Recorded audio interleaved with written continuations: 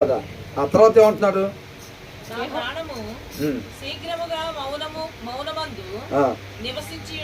చూసారా, దేవుడు ఒకవేళ సహాయం చెయ్యకపోయి ఉంటే దావీదు పరిస్థితి ఏమయ్యేదంట?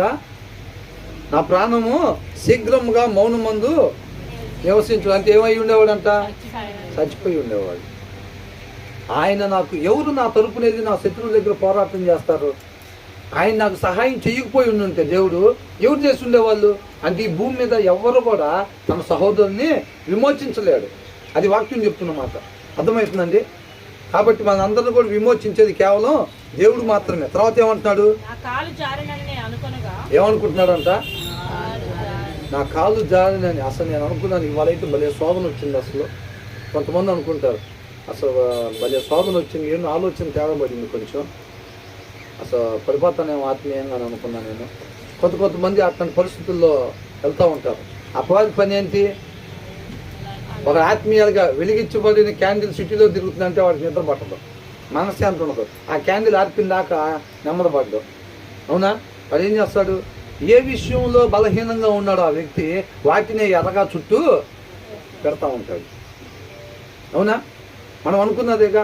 ఇప్పుడు మందులో బలహీనత, అంతకుముందు బాప్తిసం తీసుకోక ముందు ఆ బలహీనత ఉందనుకోండి, ఆ బలహీనత నుంచి విడుదల పొందుకొని బాప్తిసం తీసుకుంటే వాక్యం అనే ఆహారం సమృద్ధిగా లేకపోతే ఏమైందనంటే వాడి ఎమ్మటే తీసుకొచ్చి వాడికి అర్థమైపోయింది బలహీనంగా ఉన్నాడు అన్న విషయం. వాడి ఎమ్మటే వేరే మందు తాగేవాడిని, వాడి పరిచయలు అపవాది పరిచయలో వాడబడేవాడిని తీసుకొచ్చి పెట్టేస్తాడు. ఎమ్మటే వాడు తీసుకొచ్చి అదే బాటిల్ ఉంది పక్కనే తాగలేని అంటూ ఉంటాడు.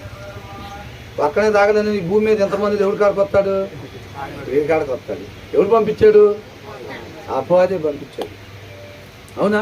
వాక్యం సమృద్ధిగా లేదనుకోండి, అంతకుముందు వేరే ఆలోచనలు, ఆడవాళ్ళతో సహవాసం ఉండే ఆలోచనలు ఉన్నాయనుకోండి, తర్వాత వాక్యం సమృద్ధిగా మనం భుజించుకుపోతుంటే, చదవపోతుంటే ఏమైంది?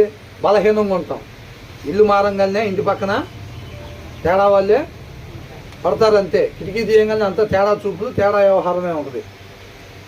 అంతేనా? ఏ విషయంలో బలహీనంగా ఉండి నువ్వు అంతకుముందు విమోచింపబడ్డావో, నీకు సరైన సమృద్ధి ఆత్మీయ ఆహారం లేకపోతే ఖచ్చితంగా నువ్వు నేను మళ్ళీ అదే విషయంలో పడిపోవటానికి అవకాశం ఉంది. తెలిసిన ప్రదేశంలో నుంచే శోధన వచ్చింది. కాబట్టి మనం జాగ్రత్త కలిగి ఉండాలి. అందుకని ఎనీ టైం ఏం చేయాలి? వాక్యం అనే ఆహారం సమృద్ధిగా కలిగి ఉండాలి. అప్పుడు వాడు ఎనీ టైము వాడు ఇట్లాంటి కుయుక్తులు కుట్రలు చేస్తూ ఉన్నా సరే మనకి ఏమాత్రం కూడా ఇబ్బంది కలగదు. వాక్యం కొద్దుగా ఉంటే దావీదుకి ఏమైంది?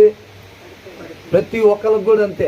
హృదయంలో వాక్యం కొద్దుగా ఉంది అని అంటే మాత్రం మనం పడిపోతాం ఆత్మీయంగా, అంతే. కాబట్టి జాగ్రత్త కలిగి ఉండాలి. నా కాలు